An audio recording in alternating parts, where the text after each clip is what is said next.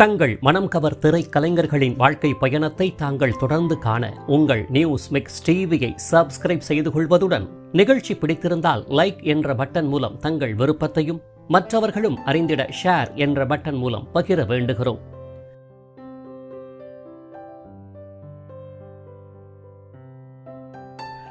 News mix TV தங்கள் அனைவரையும் அன்புடன் வரவேற்கிறது. சற்று நீள்வட்ட வடிவ அழகிய முகத்தில் மீனை போன்ற கவர்ந்திழுக்கும் கண்களையும் கூர்மை மிக்க நாசிகளையும் கொண்டவர் மட்டுமின்றி நெடிந்த உயரம் இல்லை எனினும் மாநிறமுடைய வசீகரிக்கும் தோற்றப்புலிவை தன்னகத்தே உடையவர். பார்போற்றும் பரத கலையில் முறைப்படி தேர்ந்தவராக நவரசங்களை வெளிப்படுத்தும் முக பாவனைகளையும் அபிநயங்களையும் பிரதிபலிக்கும் உடல் மொழிகளையும் கொண்ட கலை வித்தகிதான் கோடைமழை வித்யா ஆவார்.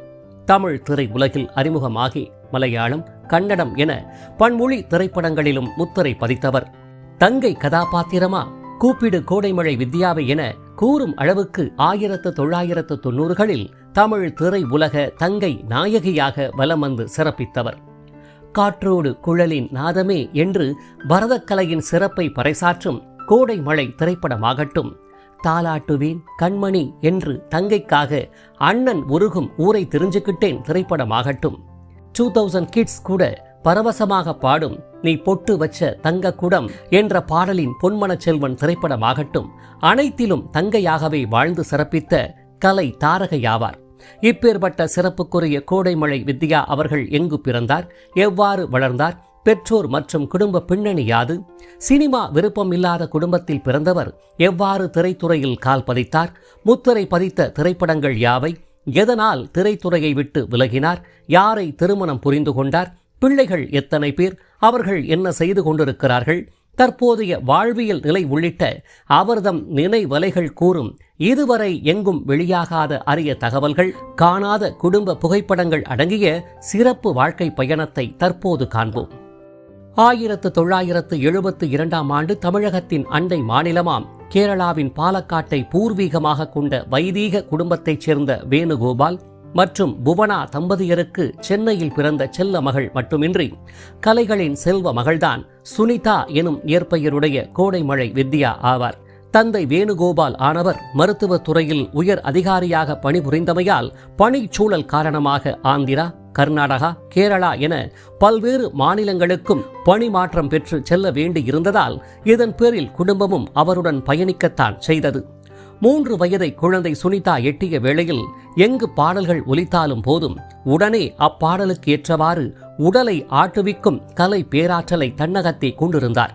இதனை கண்ட பெற்றோரும் அகமகிழ்ந்து தங்களின் பாச மகளின் நாட்டிய திறனை நன்கு வளர்க்கும் பொருட்டு திருவாங்கூர் சகோதரிகள் என போற்றப்படும் லலிதா, பத்மினி, ராகினி உள்ளிட்ட எண்ணற்ற திரைக்கலைஞர்களின் கலை உலக நாட்டிய குருவாக விளங்கிய வழுவூர் ராமையா பிள்ளையின் கலை வாரிசான அவருடைய மகன் வழுவூர் ஆர் சாம்ராஜ் அவர்களிடம் நாட்டியம் கற்க இணைத்து விட்டனர். இயற்கையிலேயே எதனையும் உடனே கிரகித்திடும் கற்பூர புத்தி உடையவரான சிறுமி சுனிதா அவர்கள் நாட்டியத்தில் மட்டுமின்றி பள்ளியிலும் கல்வி கற்பதில் முதன்மை மாணவியாகவே வளர ஆரம்பித்தார். பள்ளியில் நடைபெறும் நாட்டிய போட்டிகளில் பங்கேற்று பாராட்டினையும் பரிசுகளையும் வென்று வந்த சுனிதாவின் நாட்டிய அரங்கேற்றமானது சென்னையின் பிரபல சபாவில் அவருடைய 14ஆம் வயதில் இனிதே அரங்கேறியது. இந்நிகழ்ச்சிக்கு திரை உலகைச் சேர்ந்த பலரும் காண வந்திருந்த இவ்வேளையில்தான் சுனிதாவின் திரை பயணமும் ஆரம்பித்தது என்றும் கூறலாம். பிரபல தயாரிப்பாளரும் இயக்குனருமான முக்தா சீனிவாசன் அவர்களின் கதை வசனத்தில் அவருடைய மகன் முக்தா எஸ் சுந்தர் இயக்கத்தில் பரதநாட்டிய கலையுடன் இணைந்த ஒரு குடும்ப கதையை தயாரிக்க முடிவு செய்யப்பட்டு அதற்குரிய கதையின் நாயகியை தேடி வந்த வேளையில்தான் பரத கலையுடன் சேர்ந்த வசீகரமான முகத்துடன் தோன்றிய சுனிதா அவர்கள் கண்களில் தென்படவே பிறகென்ன கதையின் நாயகி கிடைத்துவிட்டார் என்ற மகிழ்ச்சியில் சுனிதாவின் பெற்றோரிடம் பேச முதலில் முற்றிலும் மறுத்தவர்கள் கடும் வற்புறுத்தலின் காரணமாகவும் கதையம்சத்தின் அடிப்படையிலும் வேறு வழியின்றி சம்மதம் தெரிவித்தனர். இதன் அடிப்படையில் 1986ஆம் ஆண்டு முக்தா பிலிம்ஸ் தயாரிப்பில் வெளியான கோடைமழை என்ற திரைப்படத்தின் வாயிலாக தனது 14ஆம் வயதில் சுனிதா என்ற இயற்பெயர் இல்லாமல் திரைப்படத்திற்காக வித்யா என்ற பெயரில் அறிமுகமானார். இத்திரைப்படத்தில் லக்ஷ்மியின் மகளாக பரத கலையின் மீது ஆர்வம் உடையவராக தோன்றியவர் தாயார் லக்ஷ்மி மரணம், அதனைத் தொடர்ந்து அண்ணியின் கொடுமை, கண் பார்வை குறைபாடு என துயர்களை ஒரு பள்ளி மாணவி எவ்வாறு எதிர்கொண்டு பயணிக்கிறார் என்ற அடிப்படையில் கதைக்களம் நகரும்.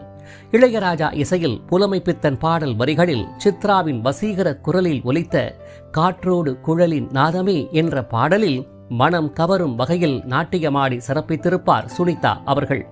மேற்கண்ட திரைப்படத்தின் புகழால் அத்திரைப்படத்தின் தலைப்பு மற்றும் சினிமாவிற்காக மாற்றப்பட்ட பெயரால் கோடை மழை வித்யா என்று பின்னாட்களில் அழைக்கப்படலானார். இவ்வாறு வெறும் 14 வயதில் முன்னணி கலைஞர்கள் அனைவருடனும் இணைந்து ஒரு கதையின் நாயகியாக முத்திரை பதித்து தமிழக ரசிகர்களின் மனதை கவர்ந்த வித்யாவை தென்னிந்திய திரை உலகம் விட்டுவிடுமா என்ன? இதனைத் தொடர்ந்து பன்மொழி திரைப்படங்களில் தோன்ற வித்யா அவர்களை தேடி வாய்ப்புகள் நாடி வரத்தான் ஆரம்பித்தது என்றும் கூறலாம். இதன் அடிப்படையில் ரஜினிகாந்துடன் மாவீரன், ராமராஜனுடன் நேரம் நல்லா இருக்க உள்ளிட்ட திரைப்படங்களில் தோன்றியவருக்கு ஏனோ தெரியவில்லை, கதையின் நாயகி அல்லது இரண்டாம் நாயகி உள்ளிட்ட பிரதான கதாபாத்திரங்களை தராமல் தங்கை குணச்சித்திர கதாபாத்திரங்களையே வழங்கியது தமிழ் திரை உலகம். ஒருவேளை முதல் திரைப்படமே பள்ளி மாணவி என்ற சிறுமி கதாபாத்திரத்தில் தோன்றியதால் தான் என்னவோ இதனை தொடர்ந்து வந்த திரைப்படங்களிலும் இதுபோன்ற தங்கை கதாபாத்திரங்களின் நாயகியாக முத்திரை குத்தி வித்யா அவர்களுக்கு வாய்ப்பினை தந்ததோ என எண்ண தோன்றுகிறது. ஆயினும் ஒரு சிறந்த நாயகியை தமிழ் திரை உலகம் நன்கு பயன்படுத்திக் கொள்ளவில்லை என்றே கூறலாம். ஆனால் இந்த தங்கை சென்டிமெண்ட்டை எல்லாம் முறியடிக்கும் வண்ணமாக கதாநாயகி வாய்ப்பை வழங்கியதுடன் அவரது இயற்பெயரான சுனிதா என்ற பெயருடன் அறிமுகப்படுத்தி அழகு பார்த்தது மலையாள திரை உலகம். இதன் பேரில் 1987 சூப்பர் புரொடக்ஷன்ஸ் தயாரிப்பில் ராஜசேனன் இயக்கத்தில் வினித்துடன் இணைந்து கனி காணும் நேரம் என்ற திரைப்படத்தின் வாயிலாக மலையாள திரை உலகில் தோன்றி அம்மொழி ரசிகர்களின் மனதில் நிறைந்தார் கோடைமழை வித்யா அவர்கள். இதையடுத்து மம்மூட்டி, மோகன்லால், முகேஷ், ஜெயராம் மற்றும் சுரேஷ் கோபி உள்ளிட்டோருடன் இணைந்து மலையாள திரை உலகின் முன்னணி நாயகியாக வலம் வந்த சுனிதா என்கிற கோடைமழை வித்யா அவர்கள் 1990 ராகவேந்திரா ராஜ்குமார் நடிப்பில் வெளியான அனுகுல கோப்பா கந்தா என்ற திரைப்படத்தின் மூலம் கன்னட திரை உலகிலும் அறிமுகமானார். இதன் பேரில் அம்பரீஷ், அனந்த் நாக், சிவராஜ்குமார் உள்ளிட்ட கன்னட திரை உலகின் முன்னணி கலைஞர்களோடு இணைந்து நடித்து அம்மொழி ரசிகர்களின் பெரும் வரவேற்பினையும் நன்கு பெற்றார். இது மட்டுமின்றி மலையாள திரைப்படமான மிருகையா, தமிழ் திரைப்படமான பொன்மனச் செல்வன் உள்ளிட்ட திரைப்படங்கள் தெலுங்கில் மொழிமாற்றம் செய்யப்பட்டு வெளியான போது அத்திரை உலக ரசிகர்களுக்கும் அறிமுகமானார் வித்யா அவர்கள். இவ்வாறு தென்னிந்திய திரை உலகில் சுனிதா, வித்யாஸ்ரீ மற்றும் கோடைமழை வித்யா என்ற பெயரில் அறிமுகமானவர் மற்ற மொழி திரைப்படங்களில் முன்னணி நாயகியாக வலம் வந்த போதிலும் தமிழ் திரை உலகில் மட்டும் தங்கை எனும் குடும்ப சித்திர பாவையாகவே வலம் வந்தார். இருப்பினும் தங்கை என்றாலும் அது ஒரு சிறந்த கதாபாத்திரமாக இருப்பின் அதை ஏற்றுக்கொண்டு நடிப்பது முரண் ஆகாது என்ற அடிப்படையில் தன்னை நாடி வந்த தமிழ் சினிமா வாய்ப்புகளை ஏற்று தமிழக ரசிகர்களின் பாச தங்கையாகவே மாறிப்போனார் கோடைமழை வித்யா என்றே கூற வேண்டும்.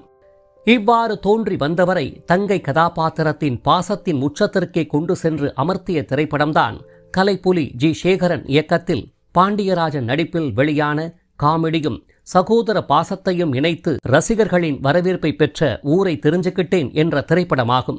கதையின்படி தங்கைக்காக எதையும் செய்ய துணியும் பெற்றோரின் ஆதரவற்ற சிறுவன் பாண்டியன் எனும் பாண்டியராஜனின் தங்கையாக காதல் என்ற பெயரில் வில்லன் கூட்டத்தில் மாட்டிக்கொண்டு தவிக்கும் கோபியின் மனைவி வித்யாவாக தோன்றி மனதை தொட்டிருப்பார் வித்யா அவர்கள். கங்கை அமரன், வாலி பாடலிசை கூட்டணியில் ஜெயச்சந்திரன் சோக பின்னணியில் ஒலித்த தாலாட்டுவேன் கண்மணி என்ற பாடலில் மனதை கலங்க வைத்திருப்பார் வித்யா அவர்கள். மாபெரும் வெற்றிகளையும் வசூல் சாதனைகளையும் நன்கு படைத்த மேற்கண்ட திரைப்படத்தின் மூலம் புகழ் வானின் நட்சத்திரமாக மாறிப்போன வித்யா அவர்கள் விஜயகாந்துடன் உழைத்து வாழ வேண்டும், ராஜநடை உள்ளிட்ட திரைப்படங்களில் நடித்தது மட்டுமின்றி பொன்மனச் செல்வன் என்ற திரைப்படத்தில் அவருடைய தங்கையாகவும் தோன்றியிருப்பார். கேப்டன் விஜயகாந்திற்கு பெருமை சேர்த்திடும் வகையில் இளையராஜா இசையில் கங்கை அமரன் பாடல் வரிகளில் மலேசியா வாசுதேவன், மனு, சித்ரா பின்னணியில் ஒலித்த நீ பொட்டு வச்ச தங்கக்குடம் என்ற பாடலில் அழகுற நடனமாடி சிறப்பித்திருப்பார். சத்யராஜுடன் திராவிடன் உள்ளிட்ட திரைப்படங்களில் தோன்றிய வித்யா அவர்கள் விசு அவர்களுக்கு சிறந்த கதை எழுத்தாளருக்கான தமிழ்நாடு அரசின் விருதை பெற்று தந்த திரைப்படமான வரவு நல்ல உறவு என்ற திரைப்படத்தில் அம்பலவாணன் எனும் விசுவின் மகள் வளர்மதி என்ற கதாபாத்திரத்தை ஏற்று உடன் பிறந்த அண்ணன்களால் தனது பெற்றோருடன் அலைகழிக்கப்படும் பரிதாப தங்கை வேடத்தில் நடித்திருப்பார். சங்கர் கணேஷ், இதயச்சந்திரன் பாடலிசை கூட்டணியில் வாணி ஜெயராம் அவர்கள் பாடிய சந்தோஷமே உல்லாசமே சங்கீதமே என்ற பாடலை இன்று கேட்டாலும் உறவுகளின் அவசியத்தை அற்புதமாக உணர்த்தும். இதன் பின்னர் தமிழ் திரைப்பட வாய்ப்புகள் குறைவின் காரணமாக மலையாள திரையுலகம் பக்கம் தனது முழு கவனத்தை நன்கு செலுத்தி வந்த வித்யா அவர்கள் சில வருடங்கள் கழித்து, அதாவது 1993 வெளியான கற்பகம் வந்தாச்சு என்ற திரைப்படத்தின் மூலமாக தமிழ் திரை உலகில் மீண்டும் கால் பதித்தவர் 1997 அர்ஜுன் நடிப்பில் வெளியான அடிமை சங்கிலி என்ற திரைப்படத்தில் தோன்றி நடித்ததை வித்யா அவர்கள் நடித்த இறுதி தமிழ் திரைப்படம் என அறியப்படுகிறது. இவ்வாறு தமிழக வெள்ளித்திரையின் தங்கச்சி கதாபாத்திர நாயகியாக வலம் வந்த சுனிதா எனும் வித்யா அவர்கள் சென்னை தொலைக்காட்சியில் 1996 மறைந்த முன்னாள் முதல்வர் கலைஞர் மு. கருணாநிதியின் கதை வசனத்தில் நாசர் மற்றும் கீதா நடிப்பில் வெளியான தென்பாண்டி சிங்கம் என்ற தொடரில் நாட்டிய வில்லியாக தோன்றி தனது மற்றுமொரு நடிப்பு திறனை நன்கு வெளிப்படுத்தி அமர்க்களப்படுத்தியிருப்பார். இதன் பின்னர் கலை உலகிற்கு குட் பை கோரும் விதமாக ராஜ் என்பவரை மனம் புரிந்து கொண்டு அமெரிக்காவின் தெற்கு கரோலினா மாகாணத்தில் குடியேறினார் வித்யா அவர்கள். மேற்கண்ட சுனிதா எனும் வித்யா மற்றும் ராஜ் தம்பதிகளின் அன்பின் அடையாளமாக ஷஷாங் என்ற செல்ல மகன் உள்ளார். இவர் கல்வியில் நன்கு மேன்மையுற்று பெரும் பொறுப்புகளை வகித்து வருகிறார். வெளிநாடு சென்று குடியேறினாலும் குழந்தை பருவம் முதலே நாட்டிய கலையின் மீது பெரும் ஈடுபாடு கொண்டவராக வளர்ந்து வந்த வித்யா அவர்கள் நிருத்யாஞ்சலி ஸ்கூல் ஆஃப் டான்ஸ் என்ற நாட்டிய பள்ளியை ஆரம்பித்ததுடன் பாரம்பரிய நாட்டிய கலைகளை கற்பிக்கும் குருவாக விளங்கி வருவதுடன் எண்ணற்ற நாட்டிய மாணவர்களை உருவாக்கிய சிறப்புக்குரியவரும் ஆவார். அது மட்டுமின்றி நமது பாரம்பரிய பரத கலையை பார் போற்றும் வண்ணமாக உலகம் முழுவதும் பயணித்து 200க்கும் மேற்பட்ட நாட்டிய நிகழ்ச்சிகளை மேடையேற்றி உள்ளார் வித்யா அவர்கள். இவ்வாறு தனது தேர்ந்த நடிப்பினாலும் நாட்டிய திறத்தாலும் ரசிகர்களின் மனதில் நீங்கா இடம் பிடித்து அவர்தம் மனங்களில் ஒரு தங்கையாக நிலை பெற்று வாழ்ந்து வரும் கோடை மழை திரைப்புகழ் வித்யா அவர்கள் கலைத்துறையில் இன்னும் பல சாதனைகள் படைத்து அமைதியும் மகிழ்ச்சியும் நிறைந்த வாழ்வில் வளங்கள் நிறைந்த நலன்களோடு நீடூழி வாழ அனைவரும் ஒன்றிணைந்து வாழ்த்துவோம் என கூறி, இவரை போன்ற திரை உலக மனம் கவர் எவர் கிரீன் நாட்டிய நாயகியர்களான திருவாங்கூர் சகோதரிகளின் தம்பி மகளும் நடிப்புலகில் மட்டுமல்ல நாட்டிய உலகில் தனக்கென்று ஓரிடத்தை பிடித்தவரும் நாட்டிய கலையை தனக்கு துணையாக ஏற்றுக்கொண்டு வாழ்ந்து வருபவருமான கலை இளவரசி சோபனா அவர்களின் வாழ்க்கை பயணத்தை மேலே தோன்றும் இணைப்பின் மூலமும் கண்ணழகி நாயகி என ரசிகர்களால் கொண்டாடப்பட்டவரும் நிஷாந்தியின் மூத்த சகோதரியும் துடிதுடிப்பும் சுறுசுறுப்பும் மிக்கவராக திரை உலகில் வலம் வந்தவர் கால ஓட்டத்தால் தற்போது மறதி நோயால் பாதிக்கப்பட்டு